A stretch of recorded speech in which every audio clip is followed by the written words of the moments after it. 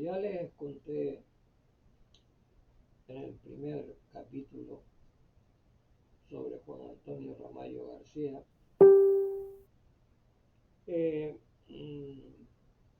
debo decir que todo ese resumen de cosas, pues claro, son tanto lo vivido, ¿no?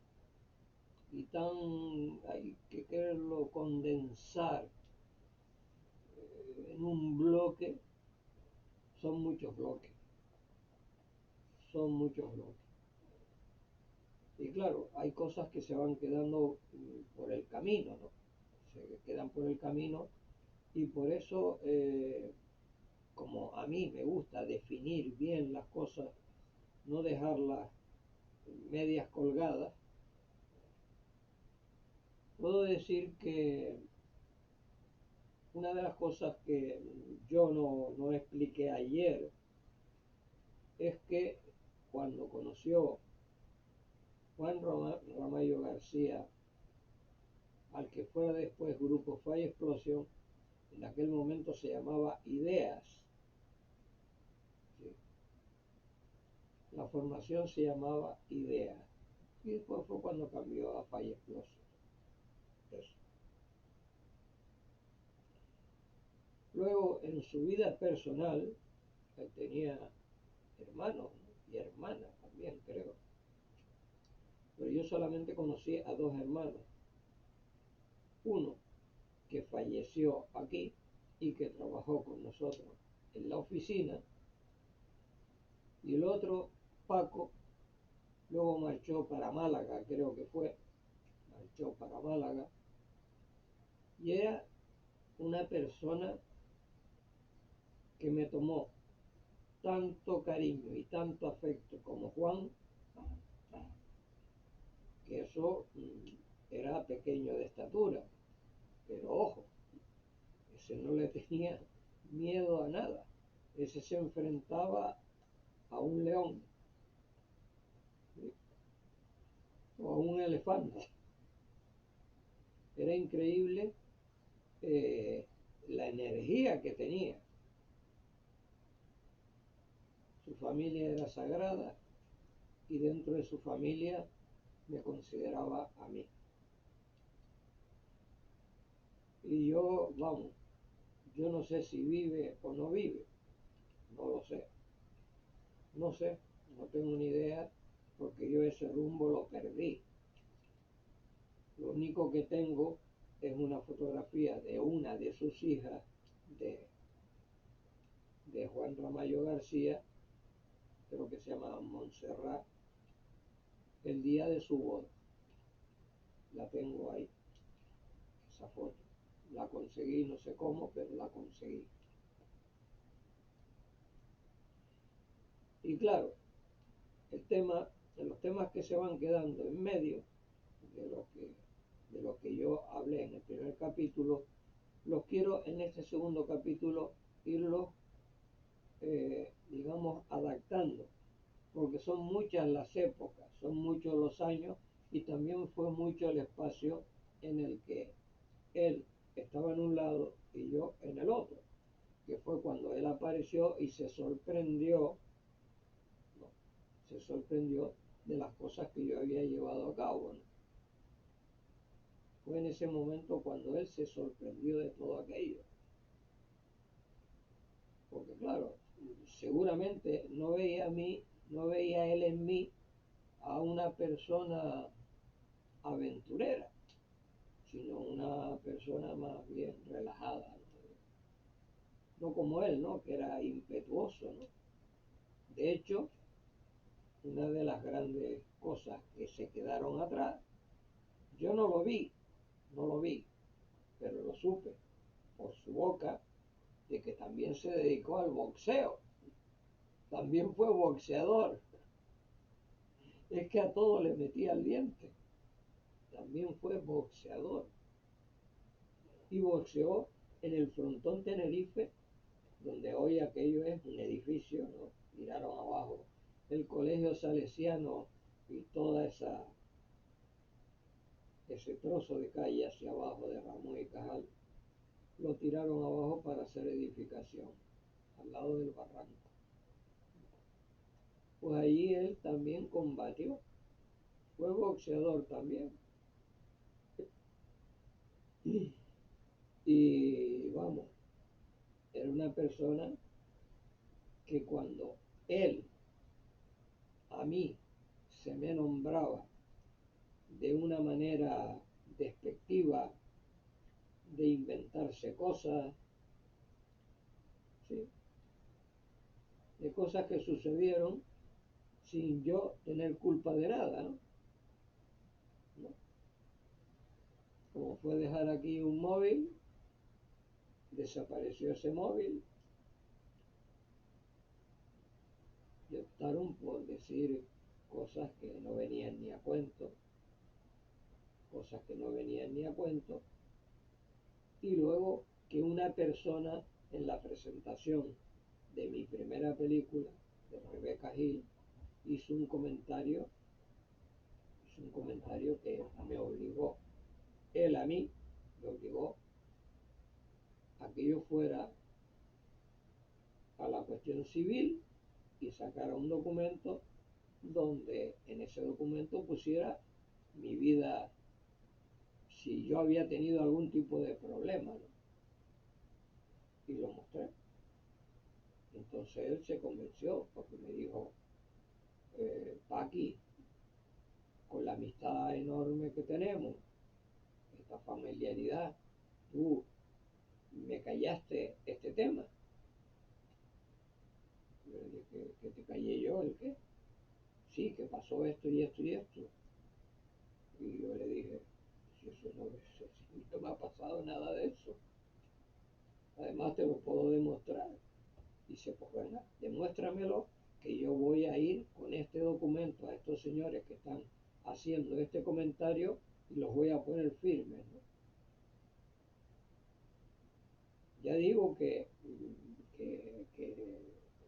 era una persona que conmigo, él me consideraba como eso, parte de su familia, ¿no? No sé, yo ya digo que yo me quedaba alucinando, ¿no? Con las cosas que él, pues, realmente hacía por mí, sin yo pedírselo, ¿no? Sin yo pedírselo, en absoluto, ¿sí?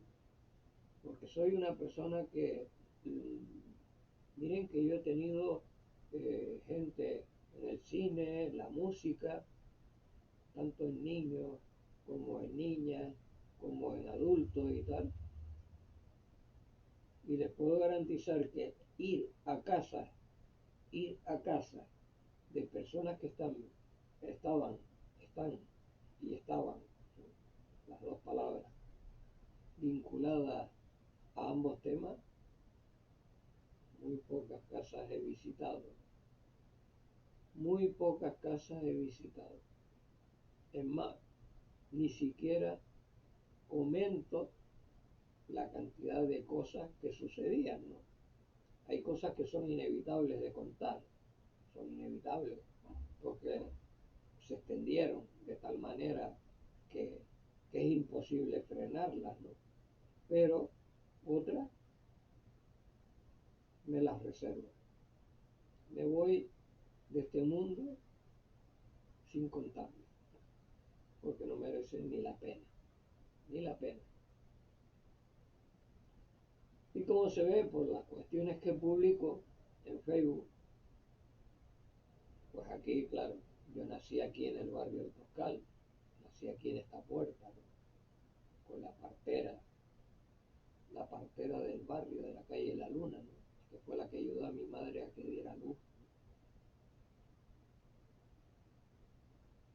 Y entonces, pues claro, eso hace que tú, ya con la edad que uno tiene, pues lógicamente tengas una, un conocimiento de personas con las que te relacionaste o no te relacionaste, pero de que las viste y viste lo que pasó, lo que sucedió, las cosas como fueron, todo eso, pues todo es lo que yo siempre he dicho, cuando estos señores se dedican a escribir libros sobre el aborigen, el colonialismo, la música, que hablan, no, que hablan en el libro, escriben en el libro cosas que no vivieron. Entonces, si hay alguna persona que tiene algún reflejo de algo y se la cuenta, van y la ponen en el libro. Y por eso son las meteduras de pata, que son meteduras de pata eternas. Porque el problema que tiene el libro es que el libro no muere, el libro sigue. Y generaciones de dentro de 100, 200, 300 años leerán las mentiras que se contaron. Y las leerán. Ya. Y sabiendo yo, personalmente, sabiendo yo que Juan Ramallo García, Juan Antonio Ramallo García, era una persona que creía a pie juntos todo lo que le decía, porque yo nunca he tenido necesidad de mentir. Siempre he dado la cara y eso le encantaba a él, ¿no? Que diera la cara, que nunca diera un paso atrás. Puedo pasar por delante de cualquiera y además una de las cosas que siempre teníamos él y yo el mismo concepto es que cuando una persona habla mal de ti, tú la saludes y todo. Y eso le afecta mucho más a la persona porque le das a saber que lo que ha dicho, aparte de ser una mentira, te importa un pepino. ¿Sí? Te importa un pepino. Una vez recuerdo que estos señores, no sé si se llamaban Govinda o no sé qué, cómo se llamaban, que habían salido diciendo que lo que ellos iban a hacer era maravilloso, ¿no? Extraordinario, fuera de serie. Hicieron un festival en el Cine Tenerife y yo tuve la osadía de salir al escenario cuando nadie me lo había pedido. Subí y agradecí que otra organización saliera a elevar la música rock. Bueno, de una parte recibí silbidos, fuera, fuera, y de otra parte recibí aplausos. Lo normal que ocurre en política, ¿no? Unos están a favor de una cosa y en contra de la otra y viceversa, ¿no? Pero yo me sentí totalmente a gusto con lo que había hecho porque era una demostración de que todo aquello que se decía o se escribía era realmente pura mentira, buscando un protagonismo que yo comentaba con Juan Antonio Ramallo García, y me decía, hiciste muy bien. Y este es el libro 50 años en clave de sol que él me potenció, ¿no? Sí. Y cuando llegamos al capítulo de lo que les estoy contando, aquí vemos en estas fotos de aquí, si la acerco aún más, no,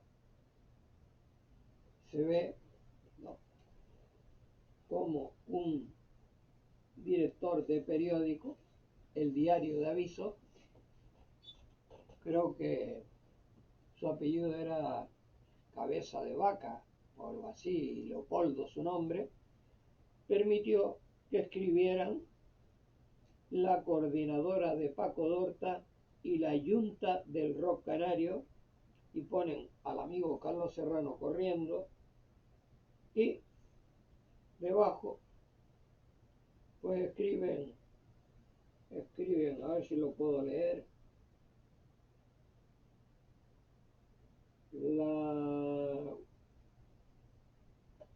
no lo puedo leer así, tengo que usar la lente porque sin la lente estoy perdido. Vamos a ver si puedo poner la lente, un segundo.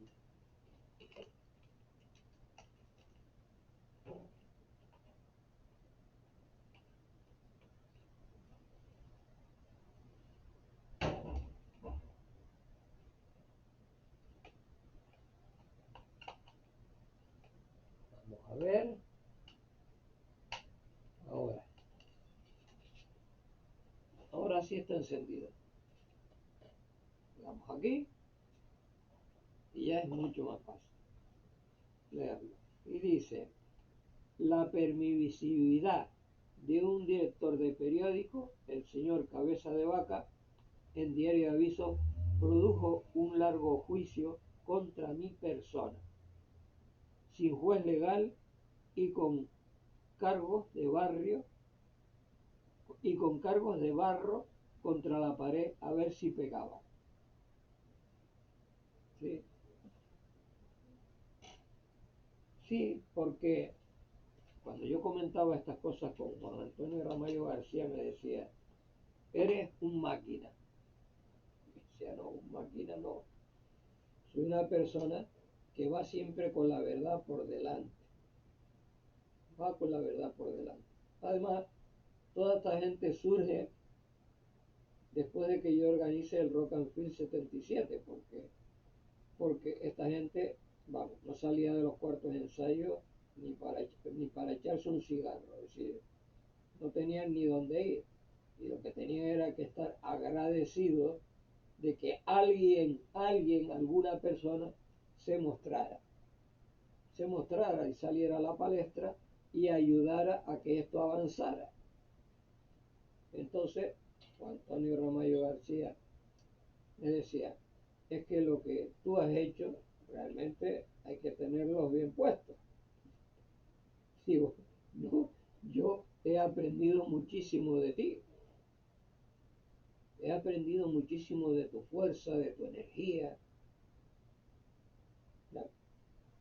En lo único que no coincidíamos era en la cuestión que él, pues, un día me contó de que venía por la calle Villal Barbá y en un edificio, está en la calle Villal Barbá, miró para adentro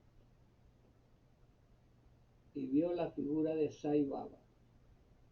Eso me lo contó.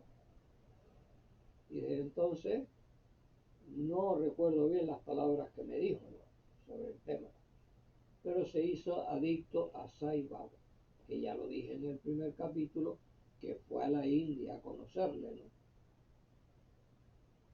Profesaba ese tema.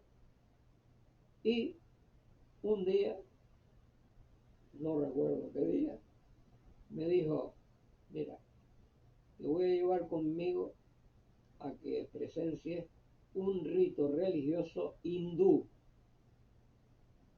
Y eso estaba en la calle San Francisco, en un primer piso, en lo alto de un establecimiento que da esquina a la calle San José. Bien, yo fui allí, me senté con él, y aquello no sé cuánto duró, la verdad. Pero, vamos, yo aquello que presencié, ya que había presenciado antes de eso un sinfín de misas, de santos rosarios, de tantas cosas, ¿no? Cuando yo empecé a ver aquello, y rezos de no sé qué, y además no en castellano, sino en hindú, ¿no?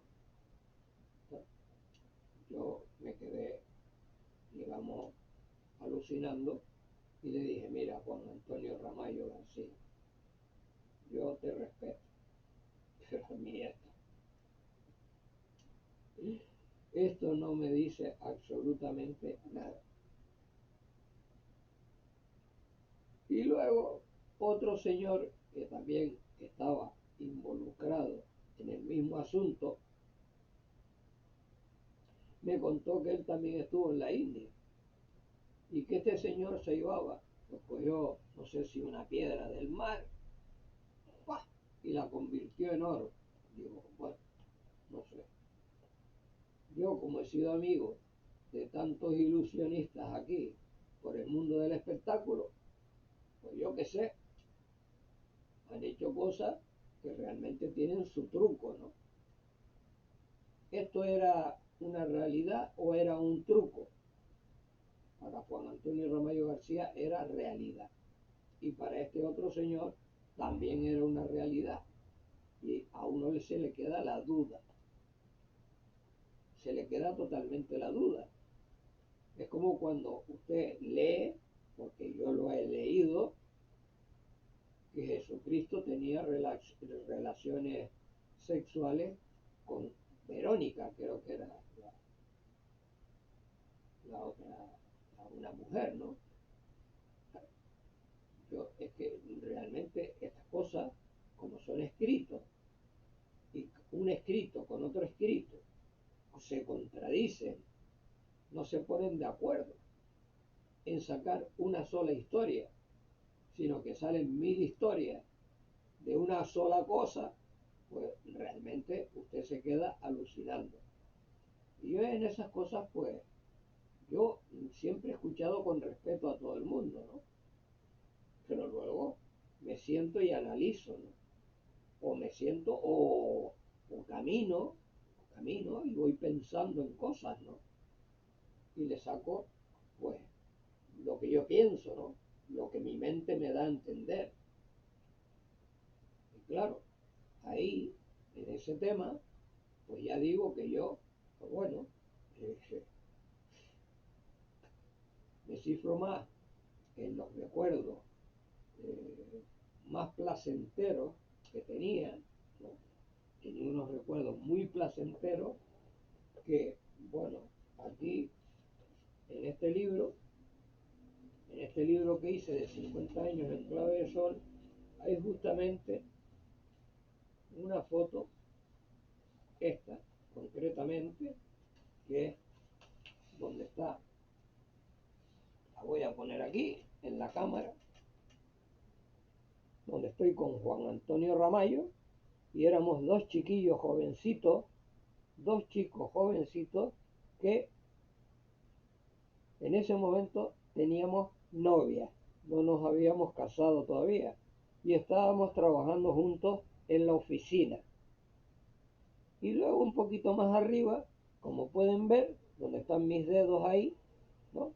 Está el grupo Ideas, que fue cuando conoció Juan Ramallo al grupo, a Cecilio del Castillo y demás, pibitos todos, y fue cuando empezó a surgir el tema de Falla Explosión.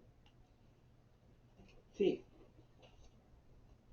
estas cosas son recuerdos, historias, que lógicamente no pueden ni deben de quedar en el olvido, pero en la realidad del asunto. Es como cuando te hablan, ¿no? de la importancia del Club Agogo en la laguna, porque tal, digo, sí, realmente se hizo algo extraordinario, pero no olviden nunca de que al lado del Club Agogo habían otras cosas, ¿no? Habían sitios como Casa Cinesio, que era, bueno, nada, un bar, y allí se hacían, allí también tocaban grupos de rock, ¿vale? Y, y la importancia que tuvo el hotel diplomático, lo pueden ver aquí, ¿no? Aquí se puede ver la importancia que tuvo el hotel diplomático, donde se pueden ver, vamos a ver si lo puedo enfocar bien, aquí, ¿eh? El grupo Los Salvajes, el grupo Los Jóvenes, es decir, por esa terraza del hotel diplomático que un segundo piso, hubo que hacer un segundo piso en la parte de arriba del escenario para que tocaran los grupos de la cantidad de gente que iba. Pues ¿por qué no entra eso en la historia de la música como yo la he puesto? ¿Por qué no entra eso? ¿Por qué no entra? Y entonces, todas esas cosas que yo hablaba con Juan Antonio Ramallo García, ¿no?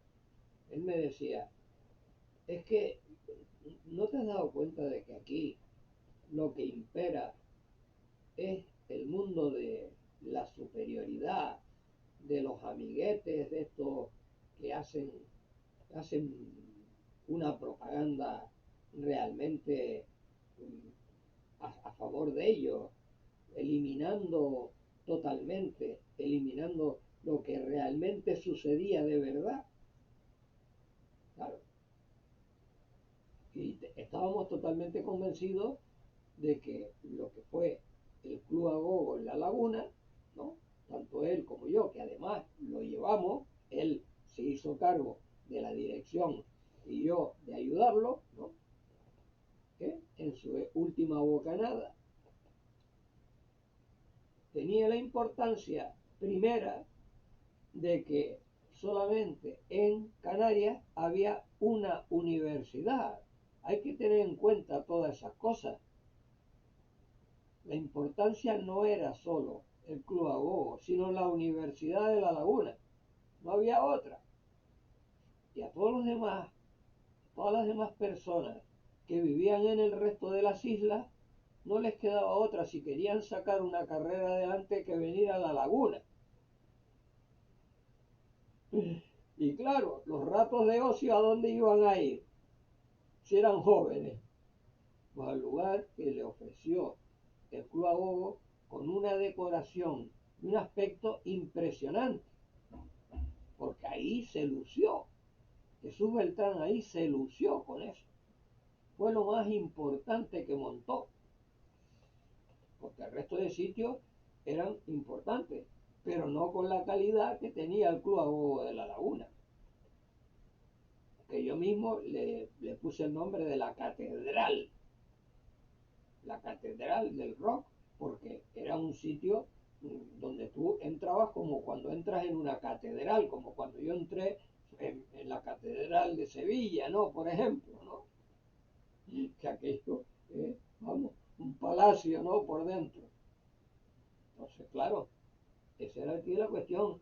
Mientras que el Hotel Diplomático, que era tan importante como el Club Agogo de La Laguna, pues es como si se hubiera saltado a la torera, ¿no? En la historia, ¿no? Lo hubieran saltado a la torera toda esta gente que no tiene ni idea, escriben sin idea, no tienen ni idea. Es como cuando retrocedemos y sabemos que aquí estaba el Copacabana, el Sáhara, el Tropicana. O sea, habían una serie de salas, ¿no? Había una serie de salas que son inolvidables, por donde pasaron grandes cantantes. Y luego existe el olvido, como es el de Marinieves Acevedo, ¿no? Marinieves Acevedo fue una de las grandes cantantes que Tenerife tuvo, ¿no? Y que le dio éxito a toda Canarias y que participó en el Festival del Atlántico, en el Puerto de la Cruz. Es como cuando pasan, ¿no? De este señor José Luis Pérez Velázquez, ¿no? ¿No? En el Puerto de la Cruz, que fue el iniciador del asunto y que yo, pues, ya se lo he dicho a su hija, Gloria Pérez, ¿no? Se lo he dicho muchas veces. Digo, mira, yo no sé, si a mí la pinta, pues me resulta más o menos conocida, pero, pero, vamos, que yo tuviera vinculación con él personal de hablar y cosas de esas, no recuerdo nada. Además, yo era muy pibito, ¿no? Para eso, ¿no? Y estaba más metido dentro de lo que era la música rock e incluso con mi tío Efrén Crisólogo Hernández Pérez, pues lógicamente eh, estaba con el tema de él, de tocar con él, de ir con él, cuando estuvo con la Nick and Randy, después me hice yo un adicto a la Nick and Randy, a don Rafael Ibarbia, es decir, empecé a entrar en ese mundillo, pero digamos que como era mi padre el que les daba de comer a todos esos grandes artistas nacionales y extranjeros, pues yo iba con él y a veces pues sí, tenías un contacto tal y uno siendo tan pequeño, pues no te consideraban como una persona adulta para hablar contigo de cosas importantes, ¿no? Ni tampoco iba yo a hacer una entrevista con 8 9 10 11 12 14 15 16 años, ¿no? No tenía yo todavía esas cosas, digamos, en mi mente, ni nada por el estilo, ¿no? Y entonces, claro, yo las comentaba con Juan Antonio Ramallo García, le comentaba todas estas cosas, y él me decía, mira, lo que ya tú hiciste, ya está ahí, marca una historia de lo que se ha hecho, ¿sí? Marca una historia. Lo que digan los demás te tiene que importar un pepino. Siempre que no te ofendan, siempre que no haya una ofensa,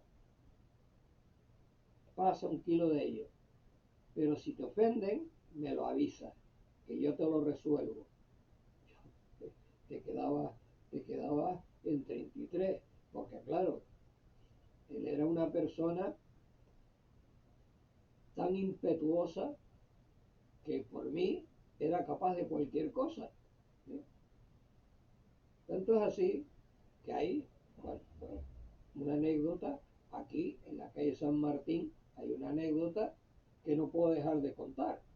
Y es que, bueno, pues una vez fallecidos mis padres y queriendo darle un cambio a la fachada de la casa, él me dijo, eso te lo hago yo. La parte alta de la fachada eran mosaicos, canelo. Solamente se había caído uno cuando el delta se cayó un mosaico a la calle, pero todo lo demás estaba completo. Y la parte baja era normal, sin ningún tipo de problema. Pues bien, digo, ¿y cómo vas a hacer eso? ¿Cómo vas a quitar tú todas esas losetas de ahí arriba, no? Y él me dijo, no te preocupes que yo lo hago. Y él mismo se construyó un andamio de madera. Se construyó un andamio de madera. Yo dije, ay, que se me mata este hombre. Se me mata este hombre. Pues él me recordaba al maestro Alejandro de Valleseco, que fue el que hizo esta casa, arregló esta casa, que andaba por un borde chiquitito como los equilibristas, ¿no? Yo decía, pero me quedaba alucinando, ¿no? Pues lo mismo él, por aquel andamio él cogió y quitó todos los azulejos de la fachada, los quitó, ¿sí? ¿Sí? Y no terminó de hacerlo, porque después ya cogió todas esas maderas con las que él hizo aquel andamio donde yo temblaba viéndolo ahí arriba, los puso aquí en la azotea y al final, como eh, yo le conseguí a mi prima nena, que es la hija de mi tío Francisco Pierre Reyes, del militar, que la casa se la arreglara. Y entonces él, yo tengo incluso alguna fotografía ahí de él arreglándole la casa, le hizo unos muebles de cocina, le arregló el comedor, le arregló toda la casa, se la pintó para arriba y para abajo. Pero como él tenía otros trabajos, aparte de ese, era una persona que la reclamaban para todo, pues venía, hacía unas cositas, después hacía otra, después quedaba allí, después quedaba allá. Pero ya nuestra comunicación era más intensa, ¿no? Nuestra comunicación era mucho más intensa.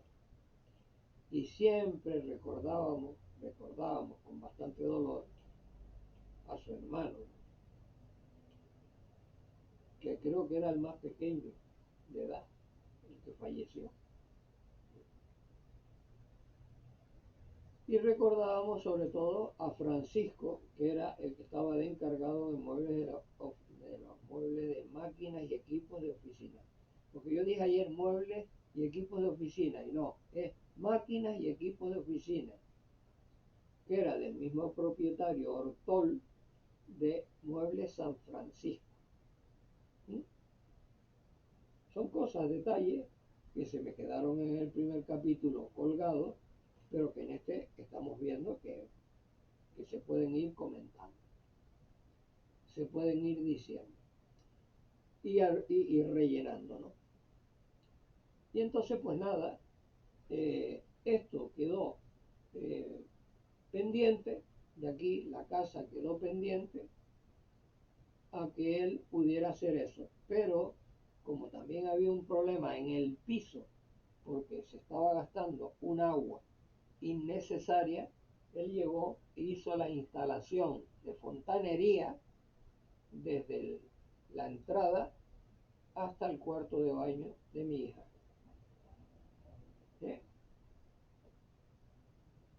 Sí, era una persona increíble. Eh, em, yo, teniendo mi título de electrónica y siendo, pero un matado, pero un matado de verdad, yo lo confieso, las cosas de estas menudillas y cosas de esas, todas o se me cae el tornillo al suelo o se me escapa el martillo. O sea, es que no doy una en cosas así manuales, ¿no? Y él cogió y todo lo de la instalación eléctrica que en estos momentos tengo aquí, ¿no? Él llegó y me puso el tubo de neón ahí sobre un palo de madera, porque necesitamos base, y sobre un tubo de madera, y ahí está, eh, aquí el tubo de neón también, que ya no está, que ya lo quitamos, pero que lo tuvimos ahí, el tubo de neón también, porque esto aquí era como una especie de discoteca, ¿sí? Yo llegué a tener una bola de efectos aquí colgada, tuve una bola colgada con la luz negra y focos, ¿no? Y todo eso fue porque cuando montaba en la parte de arriba, que era la vivienda donde dormían mis padres, pero después cuando enfermaron pasaron a vivir aquí abajo, pues yo en la parte de arriba lo monté como un estudio de televisión. Y venía Canal 4 y aquí con Mavi Arteaga y un cámara, que no me acuerdo cómo se llama, pues montábamos aquí programas para la televisión. Todo eso hasta que llegó el señor Castañeda, ¿sí? Y grabamos aquí un programa sobre la música de los Teen Tops, porque siempre mi idea ha sido hacer un especial sobre los Teen Tops, que no lo he podido llevar a cabo. Y en ese momento, pues lo hicimos, pero habían dos chicas que no afinaban muy bien y tuve que intervenir yo, cantar con ellas para que cogieran la tonalidad, ¿no? Y el programa nunca se emitió, estando de director el señor Castañeda. Sí, claro, así fue la cosa, ¿no? Así sucedió el tema. Sí, es este señor que grita mucho en los partidos del Tenerife y que le hicieron un homenaje y tal. Ese mismo señor. Ese fue el que hizo eso. Y claro, el programa de los Teen Tops, con todos los niños de aquí de Tenerife que cantaron, pues no salieron en la televisión. Pues es gracioso esto, ¿no? El apoyo. Apoyo, Tenerife, Tenerife, sí. Ahí está el quid de la cuestión. Y claro, también lo comenté con Juan Antonio Ramallo García, estas cosas, yo las comentaba con él, ¿no? Y me decía, ¿qué vas a esperar aquí de la gente de aquí? ¿Qué vas a esperar? Pues no te das cuenta de lo que son. Cada uno va a lo suyo y a sacar sus intereses. Esto del apoyo que existía en aquel tiempo, de convivir aquí el vecino con el vecino, el de ayudarse unos a otros, eso ha desaparecido totalmente. Ha desaparecido totalmente. Eso ya no existe, ¿no?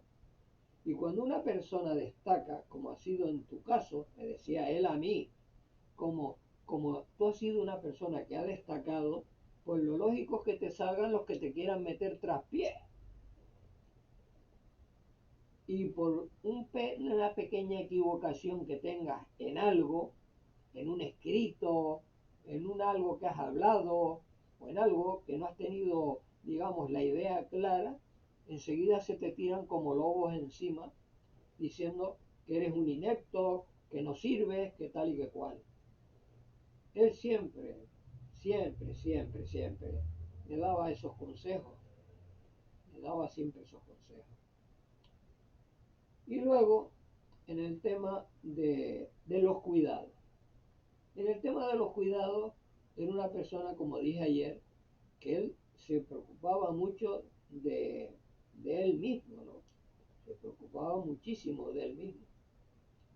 Y entonces yo dije ayer que por las mañanas me había recomendado mermelada. Mentira, no era mermelada, era miel, miel de abeja.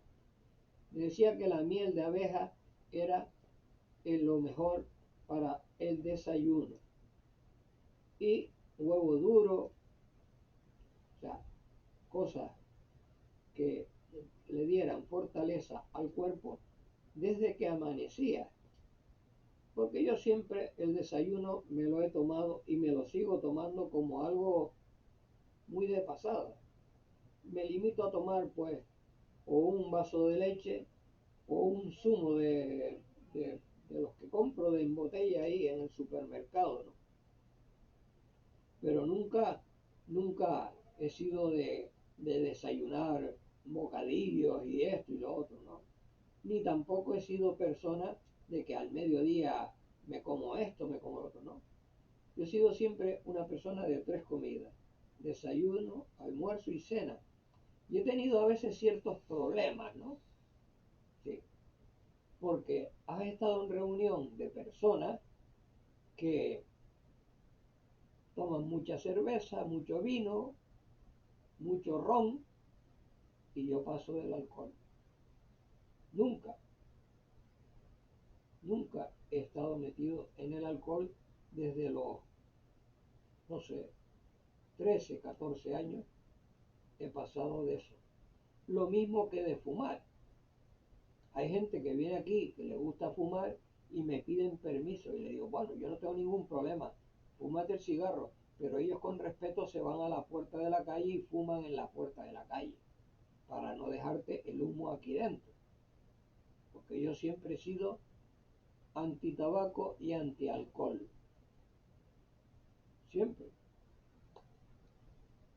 Ya digo que desde los 14 o 15 años yo, y mi única bebida, que, que digamos, la permanente es el agua, claro, no ya del grifo. Después de aquella aventura en Las Palmas, que me tomé aquellos vasos de agua de la llave y me dio una diarrea monumental cuando fui a Las Palmas a ver a los brincos actuar, desde entonces yo he dejado de tomar agua del grifo y he sido siempre agua embotellada. La marca que sea, pero siempre embotellada. Y últimamente, pues casi toda la que consumo es Fonteide, ¿no? Siempre tengo una botella aquí, ¿no? Siempre tengo una botella aquí en la que, bueno, pues en este caso, como pueden ustedes aquí comprobar, ¿no?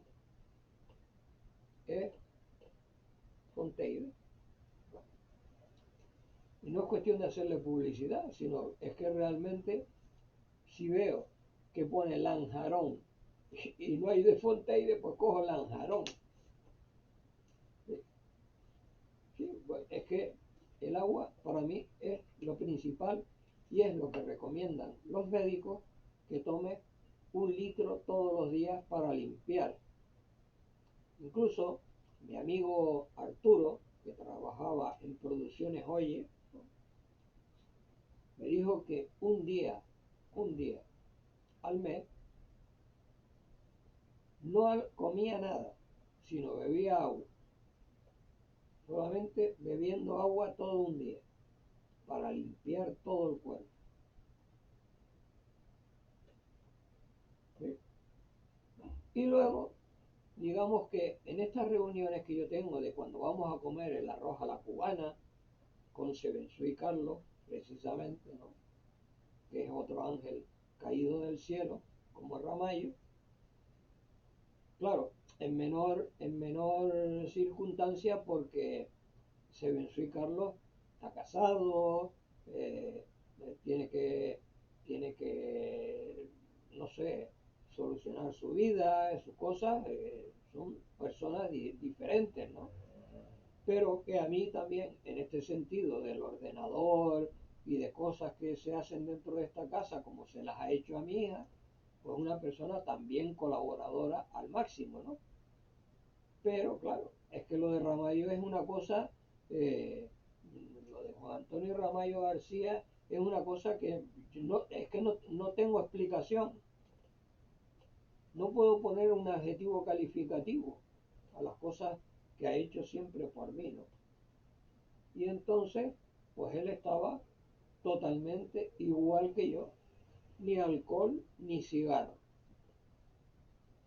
Sin embargo, claro, todas esas instrucciones de alimentación que él me daba y que él las llevaba a cabo, ¿no? Pues, no sé, a veces la vida como es, ¿no? No sé si va en los genes, en qué va, pero la cuestión es que él falleció a pesar de llevar todo ese régimen de cosas, ¿no? Es una cosa increíble, una cosa increíble. No, no, es que me pongo a pensar y se me pueden aguar los ojos, ¿no? Es que no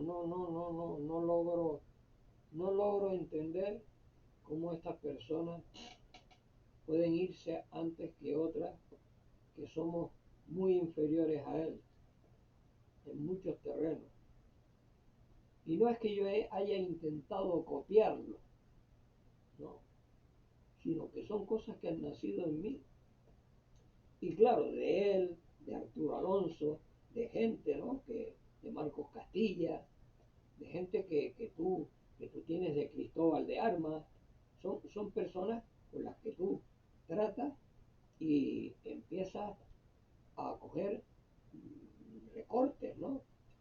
Y me pasa, pues, en el tema deportivo, ¿no? Yo que fui, digamos, una persona que con, no sé si tendría 6 años, fui al estadio del Tenerife y vi inaugurar en el Heliodoro Rodríguez López el césped en un partido entre el Tenerife y el Atlético de Madrid, que acabó en empate a 1, y que iba a todos los partidos del Tenerife, y entonces es cuando ahora, ¿no? Empiezas a escuchar la radio y empiezas a escuchar a toda esta gente que no tienen ni la más mínima idea de fútbol, que, que por mucho que hayan visto partidos de fútbol no tienen ni idea y se ponen a quitar y poner entrenadores y jugadores y no sé qué, pues claro, te ríes. Es como cuando ya he dicho que tú lees 50 años en clave de sol y entiendes perfectamente lo que es el rock en Canarias. Sí, porque son cosas que uno ha vivido y uno ha llevado a cabo, mientras que otros te enseñan un libro, no, te enseñan un libro y en ese libro que te enseñan, todo lo que está dentro es porque te lo han contado.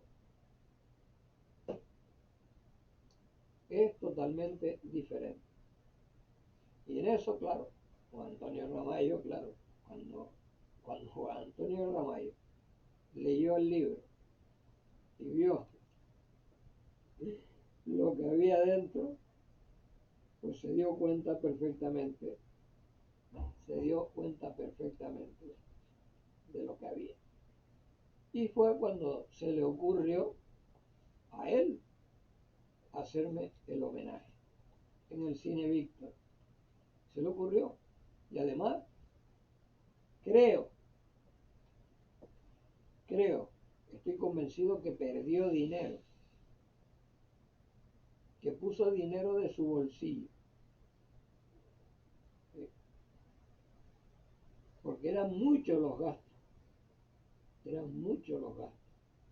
Mire, 1.000 euros el alquiler, pagarle a los chicos que ayudaron a montar el sonido, porque Pepe el Barba, que en la gloria esté, le estoy súper agradecido siempre, fue el que además inició conmigo el Rock and Feel 77, poniendo su equipo aquel chiquitito que tenía con Vicky, a la que he perdido de vista, no sé qué es de ella, absolutamente, y ya he hecho varias llamados a ver si la localizo y puedo hablar con ella. Y luego los libros que él, creo, según tengo entendido, distribuyó a muchos miembros de Fire Explosion y no todos se lo pagaron, no todos le dieron el dinero, según me dijo él, porque yo ahí ni entraba ni salía. Y claro, la pena que le quedó, es decir, me dijo, Paco, es que hice esto para ayudarte económicamente y no te puedo dar nada, ¿sí? Y yo le dije, no, me has dado mucho, porque me has hecho un homenaje y me has puesto un cartel que ahora lo tengo aquí en el techo, ¿no? Me lo puso Seven Sui Carlos aquí en el techo. Me has hecho un homenaje que yo particularmente creo que hay mucha gente que se lo merece más que yo, ¿no? Y tú, bueno, has tenido esa gentileza conmigo y yo te lo agradezco. Creo que eso es más que suficiente. De lo único, de lo único que yo le dije que no estaba conforme era esa obligatoriedad de poner debajo del póster, ¿no? Que está ahí en el cuadro del homenaje que me hicieron, que está ahí, ¿no? Colabora excelentísimo Ayuntamiento de Santa Cruz, Cabildo de Tenerife, Almacenes número 1. ¿Por qué? ¿Pero por qué? Si no han colaborado en nada. ¿En qué han colaborado? Si pagó 1.000 euros de alquiler por el Cine Víctor. ¿Dónde está la colaboración? ¿Le dieron dinero por eso? No le dieron nada. Y por eso creo, aunque él no me lo dijo, lo cayó, yo tengo la certeza de que él puso dinero de su bolsillo. Tengo la certeza de que puso dinero de su bolsillo. Uh-huh. Y no sé cómo arreglaría él las cuentas antes de fallecer, ¿no? Porque lógicamente era una persona tan dadora y tan persona de ayudar a los demás y con tanta familia que no sé realmente cómo quedaría todo eso. Pero bueno, hay todavía muchas más cosas que contar, pero muchas, muchas, muchas más cosas que contar y las contaré.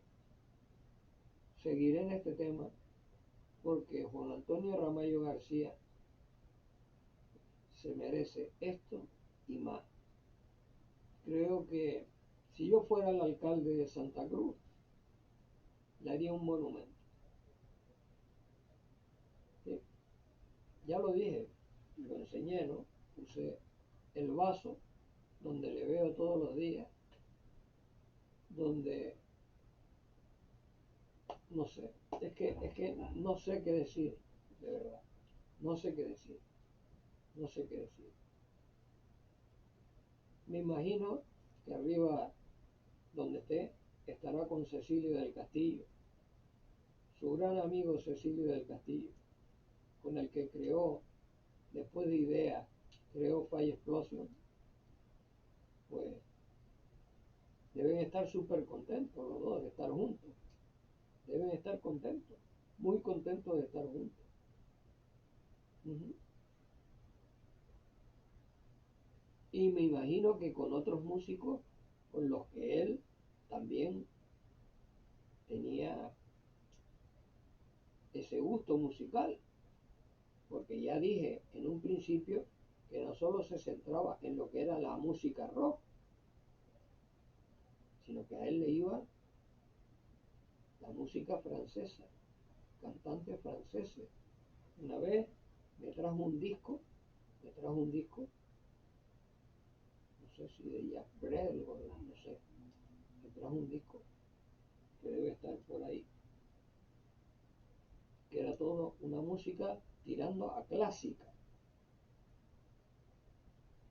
con una voz muy pausada, pero claro, en francés. Yo francés no tengo ni idea. Digo, au revoir. Porque si hubiera sido en inglés, pues hubiera tenido alguna, no sé, algunas ideas. Porque muchas veces cuando escuchas a un grupo inglés, lo entiendes mejor que a un grupo americano, ¿no?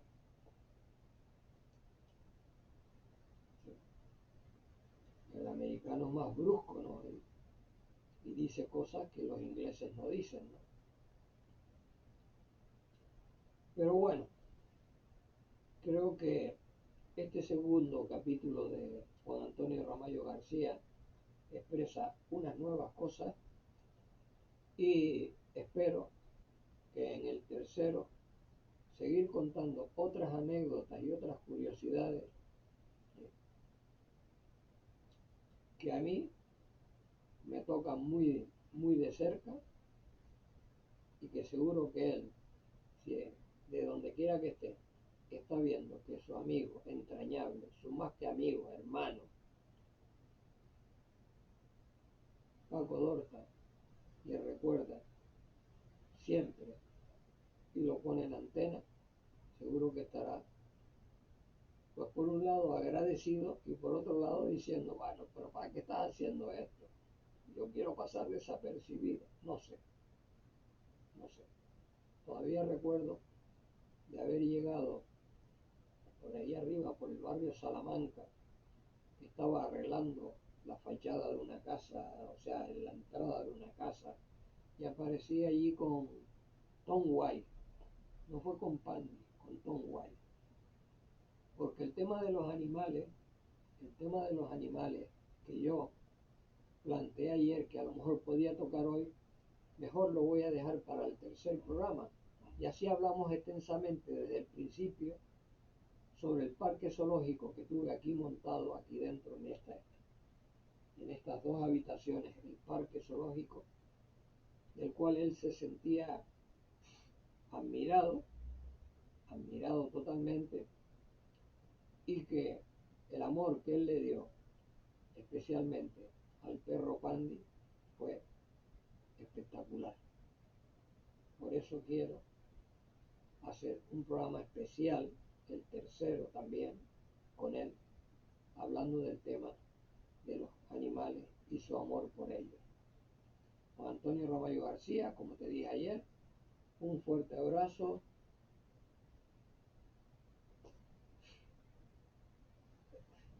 No puedo decir más, de verdad.